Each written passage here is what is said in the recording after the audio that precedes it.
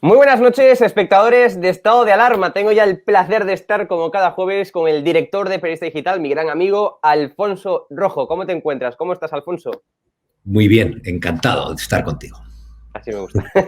Bueno, pues me gustaría comenzar, ¿no?, por una noticia que me produce verdaderamente risa, ¿no? Es decir, Javier Ruiz se ha convertido en redes sociales, en múltiples medios de comunicación, en un mártir, ¿no?, por perder su silla en el programa de Ana Rosa. Claro, yo la pregunta que me hago, Alfonso, es si Javier Ruiz es un mártir, entonces nosotros que no pisamos un plato de televisión y por casualidad, ¿qué somos? Bueno, eso te iba a decir. Mira, a mí me llama mucho la atención y es una prueba más de la doble vara de medir que hay en España. Es decir, Claro.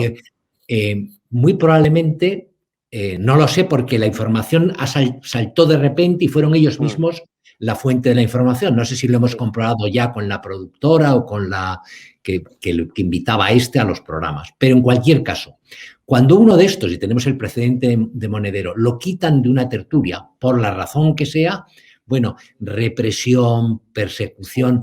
Y si te fijas, a todos nosotros nos tienen marcados a fuego, pero no solo en sus tertulias, nos tienen en cualquier cadena, en la de los curas, en las públicas, en las privadas.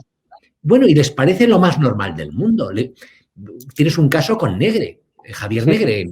A Javier Negre lo han ido empujando fuera de las tertulias, todo lo que han pedido. Y yo tengo una experiencia personal, que es, yo ahora no voy, ni aunque me inviten, en concreto porque donde me invitan suele ser para emboscarme y que embosquen a su puta madre, las cosas como son. Es decir, Pero yo no voy. te siguen invitando.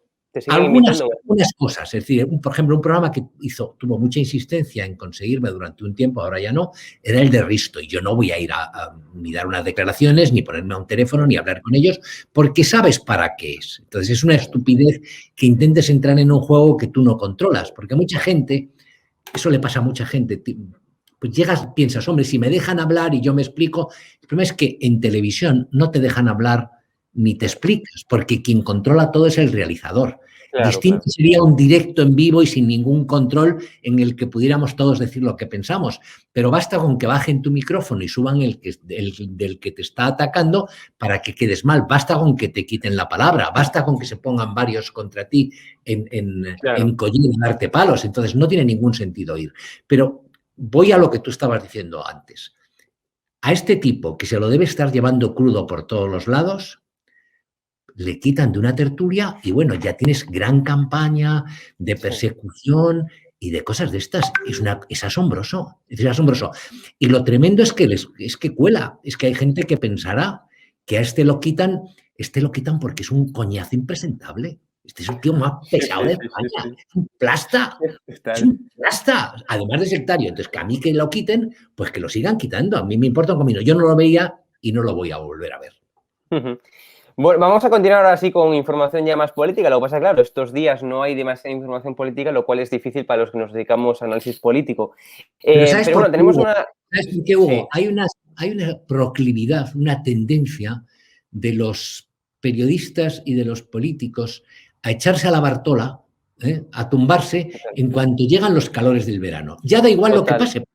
La realidad no cambia, es decir, si teníamos una crisis económica, sigue la crisis económica. Si teníamos problemas con una quinta ola de coronavirus, sigue la quinta ola de coronavirus. Si tenemos ministros diciendo tonterías, siguen diciendo tonterías. Claro. Si tenemos a los golpistas catalanes montando numeritos por Europa, siguen montándolo. Lo que pasa es que tanto los políticos como los periodistas, no sé por qué, es español y muy italiano también, pues da la impresión de que cuando llega el calor, pues se les aflojan las válvulas y ahí se quedan todos. Totalmente. Pero bueno, vamos a hablar del ministro proponido, ¿no? Como decía él, el proponido. Claro, ahora atacó hace unos meses, ¿no?, el sector turístico, un sector que aporta el 13% del PIB de España, y ahora ataca, ¿no?, a los ganaderos, un sector que aporta en torno al 3% del PIB en España. Bueno, pues evidentemente el sector de los ganaderos, el sector sobre todo cárnico, ¿no?, salió en masa contra el ministro Garzón, un ministro que como única función tiene ir en contra de la economía y de los sectores españoles, ¿no, Alfonso? Bueno, tú sabes, y además creo que tú lo has dicho, que ese ministerio es un chiringuito típico, porque no existía como ministerio. Es uno de los ministerios que se crean, pues, podría ser una dirección general, la de consumo. Y crea un ministerio porque Pedro Sánchez tenía que colocar a muchos, tenía que colocar a más de 20. Dice, bueno, pues a este le creamos un ministerio y le crean el Ministerio de Consumo. Paradójicamente ponen en consumo a alguien que por formación, por declaraciones, por principios, por vocación y por sectarismo es absolutamente, en teoría, contrario al consumo. Después se casa y se marcha a las Seychelles, y se marcha a las Maldivas y a gastar como si no hubiera mañana, a consumir como una bestia. Pero en teoría, rojo como es, progre como es, pues es contrario al consumo de todo, o sea, al consumo de bebidas, al consumo de comidas, al turismo, a los coches. Te voy a contar una cosa, se opuso incluso, porque aunque él no es de Málaga, ha pasado mucho tiempo en Málaga, a que hubiera metro en Málaga con la teoría de que si ponían un metro, los pobres iban a ir por abajo y los ricos en Audi por arriba. Es decir, una majadería de estas marciana. Pues ahí la soltó. Pues en lo que tú dices, es crear un ministerio absolutamente artificial, porque no tiene ningún sentido, y el responsable, lo último que se le ocurre, es atacar directamente a un sector, a unos españoles que sufren día a día para sobrevivir. Es decir, en contra de lo que piensa la gente en las ciudades, a las vacas hay que ordeñarlas a una hora concreta y suele ser al amanecer, de madrugada. Al ganado hay que sacarlo a pastar. En el caso de la carne, no lo puedes sacar a las 11 de la mañana que te levantas de ver series, como hacen Pablo Iglesias y los otros, con una toalla envuelta al chisme y un albornoz. No, te levantas antes de que salga el sol, ves amanecer, sacas el ganado, lo estabulas, bueno, lo que tengas, lo sacas al prado, si lo tienes en espacios abiertos, tendrás que regar, tendrás que segar, tendrás que pensar en el pienso, todo, dependes de muchas cosas, y después la carne que producen no cubre los gastos que han tenido la mayor parte de las veces. Y te puede venir una enfermedad, te puede venir una tormenta, te puede venir un granizo, te pueden venir mil cosas. La agricultura y la ganadería son sectores extraordinariamente de riesgo, de verdad. Es decir, tiene un mérito la gente que trabaja ahí. Pues viene este majadero que se habrá puesto de hamburguesas ciego toda su vida y que se comerá unos filetes estupendos y decide ahora que, bueno, que castiga el sector y recomienda a la gente que no coma carne. Es decir, a mí me parece de verdad, en cualquier otro país a un tipo así lo echaban a la calle. Aquí le darán un premio. Este asciende, te lo digo yo. Totalmente. Bueno, continuamos con más cosas comunistas, ¿no? del gobierno, y en este caso tenemos la Ley de Seguridad Nacional, la nueva Ley de Seguridad Nacional, ¿no? Pues que copia la barra libre, como bien publicáis en Press Digital, de las apropiaciones sin control del Congreso, ¿no? Al más puro estilo chavista. Es decir, ¿cómo se puede consentir que por medio de una ley ordinaria, porque no es ley orgánica, porque para poder ir en contra de las libertades fundamentales haría falta una ley orgánica, ¿no? Sin embargo, esto es por ley ordinaria, pueden llevar a cabo expropiaciones, ¿no? Según esta nueva Ley de Seguridad Nacional, que es imposible eso. Bueno, es un tema para prestarle atención, más atención de la que le está prestando la opinión pública. ¿Por qué razón? Porque lo único que les falta a esta gente que tiene una vocación dictatorial supina es contar con un instrumento que les permita hacer algunas de las cosas que yo no conozco la ley al detalle, solo he mirado por encima algunos puntos. Hay puntos que te ponen los pelos de punta y nunca mejor dicho. Mira, hay uno por el cual, si el gobierno decide, declara la emergencia, que puede ser de cualquier tipo. Puede ser una emergencia climática, podría ser una emergencia sanitaria. Puede decidir que los medios de comunicación se pongan a las órdenes del gobierno. Y basta su decisión, según esta ley. Es decir, cuando digo, ya están casi todos a las órdenes, nos tendríamos que poner a las órdenes tú, yo, Javier Negre, yo me imagino que Federico Jiménez Los Santos, Carlos Herrera, Ana Rosa Quintana y 4 o 5 más, de los que no están a las órdenes, porque todo el resto los tienen a las órdenes. Es una aberración. Tiene algún punto que tiene cierta lógica. Dicen, bueno, poder movilizar a los españoles en caso de emergencia. Bueno, si nos invadiera Marruecos por el sur, imagínate que está desarrollando mejores técnicas militares que nosotros, está invirtiendo más en sus fuerzas armadas y va a tener aviones mucho mejores que los nuestros dentro de nada por la alianza con Estados Unidos, yo puedo entender que un gobierno de un país que se precie, de una nación que se precie, y España es una gran nación, pues ciudadanos a las armas, hay que defender a la patria. Pero eso no les pasa ni por la cabeza. Estos no defenderían España ni aunque nos invadan los albaneses y nos metan a todos en campos de concentración. Estos ni por sus hijos pelearían. Pelearíamos 4 y nos correrían a palos. Entonces toda la ley está planteada a lo que dices, al estilo chavista. Es decir, es más instrumentos de control en poder del Ejecutivo, saltándose el legislativo y pasando por encima del judicial. Yo creo que hay que oponerse con todas las fuerzas porque tienen una gran vocación estos de meternos en vereda y no nos podemos dejar. Nosotros tenemos, como te he dicho yo muchas veces, no nos podemos quejar, tenemos que protestar y tenemos que resistir. Y esta ley no puede pasar. De verdad. No, pero a mí más allá de eso, Alfonso, lo que me sorprende es que tengan la tal cara dura, ¿no? Vamos, supongo y espero, ¿no? Que en el gobierno, que sobre todo los perfiles más técnicos, los que están por debajo de los ministros, ¿no?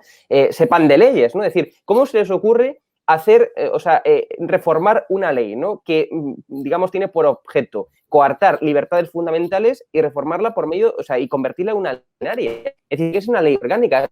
No me explico cómo hemos llegado a tal extremo en España de pasarse por el forro, bueno, pues las propias leyes, ¿no? Es decir, ¿cómo se puede pensar que una ley ordinaria...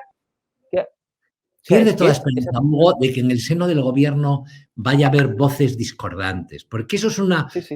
Y perdóname, es una tontería a la que se han agarrado sistemáticamente tertulianos de todo pelaje, analistas de todo pelaje. Es decir, la idea de que dentro del gobierno o dentro del PSOE o dentro de esta banda, son varias bandas, pero dentro de esta tropa, pues hay un sector más racional, más responsable, más español, más demócrata. Mira, a la hora de la verdad, eso es una empresa de colocación y todos responden a las órdenes que da, no el jefe, el amo, el amo. Estos son de los que hablan, de verdad, como se hablaba antes, con enorme respeto del dueño de la empresa, es que el jefe ha dicho, es que el hijo del jefe viene, es que la mujer del jefe...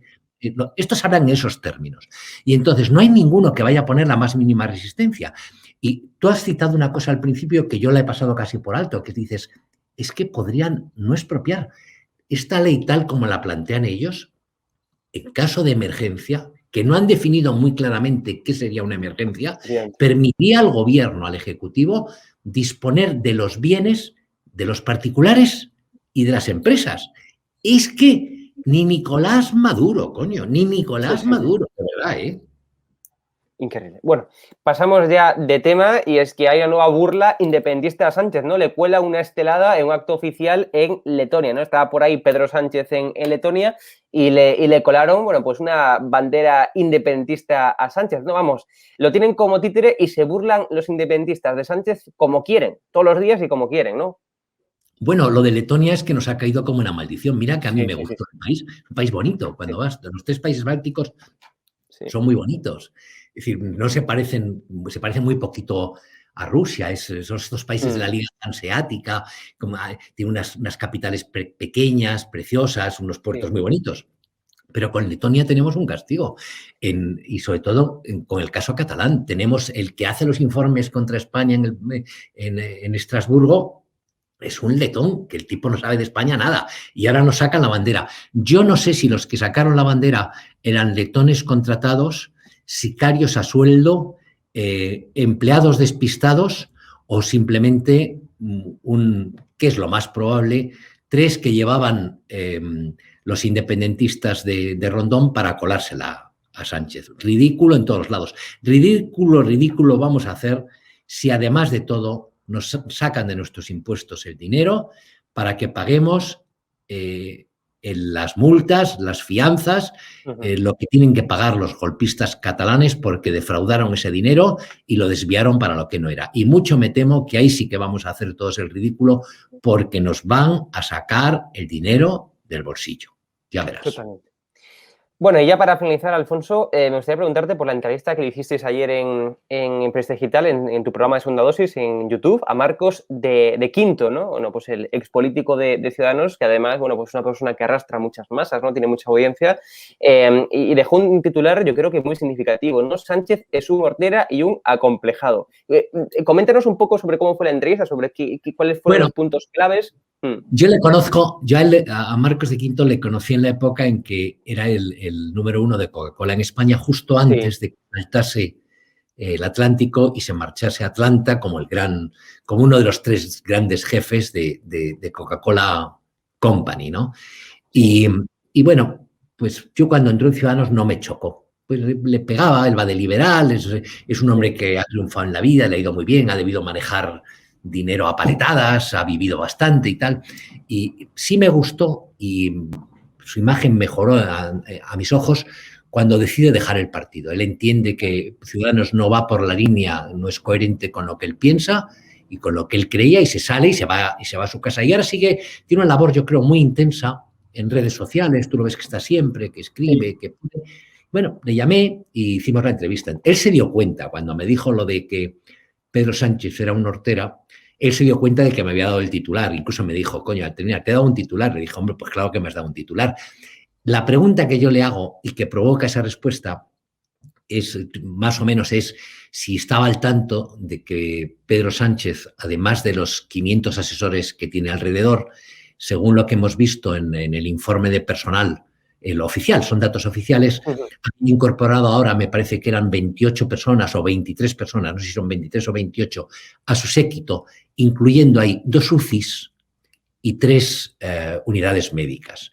Y entonces, él, en lugar de preguntarme por qué esa obsesión por tener UCIs y unidades médicas en el séquito gigantesco de Pedro Sánchez, me dijo, mira, es un hortera, alguien que necesita lo de la Ray-Ban en el avión, el aparecer por unas calles por Manhattan como si fuese una película, los otros detrás, lo de las metralletas en Cataluña, él hizo mucho hincapié en lo de Doñana, lo de ir a Doña Ana a comer jamón, lo del Falcon, que a él le parecía que era una horterada y una desgracia. La entrevista está muy bien, la tenemos todavía subida y yo creo que él es un tipo valiente. Le pregunté si iba a volver a la política y él dijo que nunca se había ido de la política. Y a mí me ha quedado la duda de si él tiene abierta la posibilidad de volver a militar en política, de volver a estar en activo. No lo sé. Sé que está montando algo de sociedad cívica con más gente para buscar una alternativa a este horror que tenemos que se llama Sánchez y compinches. Pero bueno, tampoco me dio ningún dato concreto sobre eso. Y tú, una pregunta ahora un poco en relación a esto. Claro, la duda que todos teníamos, ¿no? Hemos visto a Toni Cantó entrando en el PP de Madrid, ahora tiene esa dirección general y demás, ¿no? Claro, y vemos a Girauta, sobre todo, ¿no? Yo veo más a Girauta entrando en política activa incluso que el propio Marcos de Quinto, ¿no? ¿Tú ves a Girauta entrando de nuevo en política por la mano, por ejemplo, del Partido Popular? ¿Tendrá ganas? ¿Tú qué opinas? Yo creo que a Girauta le tira la política. Girauta es periodista, pero siempre le ha tirado muchísimo la política. Tiene una vis política muy fuerte, es un hombre brillante, un polemista duro, no es un tío que se arrugue. Entonces yo creo que mi impresión es que Girauta, antes de las próximas elecciones, con lo claro que tiene, que es el peligro al que nos enfrentamos y que hay que sacar como sea a esta panda de la Moncloa, yo le veo entrando en política. Yo le veo. No tanto por pillar un puesto, porque cuando llegas a esos niveles en los que está esta gente, en el caso de Marcos de Quintos, clarísimamente no, es multimillonario, tiene una vida, se dedica a la política por pasión. En el caso de Girauta, yo no creo, ni me pasa en el de Toni Cantó, yo no creo que Toni Cantó vaya al PP porque le vayan a dar no sé qué del España en Madrid. No, están en otra cosa, han descubierto lo bonito que puede ser pelear en política. Yo sí veo a Girauta en política. Lo que no sé si entraremos en política somos tú y yo. Yo creo que no. yo creo que tampoco, ¿eh?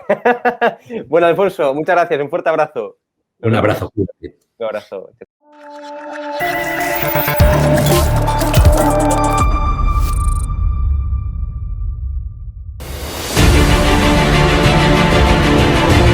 Le he preguntado, usted está siendo investigada por presunta administración desleal. Después es una vergüenza que la extrema derecha mediática... ¿Quién es la extrema derecha? Los que contratan...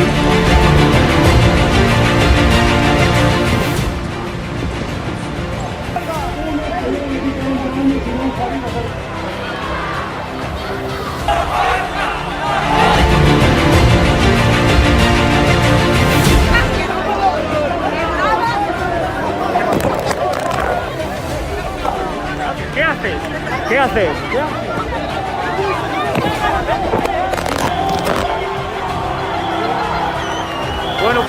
nos han roto el móvil. Nos acaban de romper el móvil por detrás.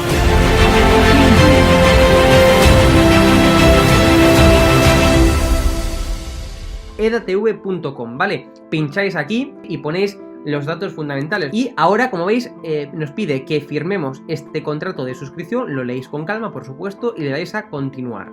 Y ahora nos pide que introduzcamos pues una contraseña, y le doy a continuar. Y ahora me pide que confirmemos el correo electrónico. Habréis confirmado vuestro correo electrónico y os pide, ¿vale?, que elijáis una membresía. Está gratis, mensual, semestral, anual, ¿vale? Pues podéis elegir, por ejemplo, si queréis ayudarnos pues con 9,99 euros al mes y con la tarifa plata, pues le dais a aceptar y suscribirse. Pincháis aquí y como veis, ya os dice aquí, os pone todo claro, a Fake News Consulting, plata, tarifa plata, mensual, 9,99 euros, le dais a pagar y os abrirá ya pues el TPV, ¿no? Ponéis vuestra tarjeta bancaria, ponéis la caducidad, el código de seguridad y ya podéis llegar a pagar dándole a este botón automáticamente.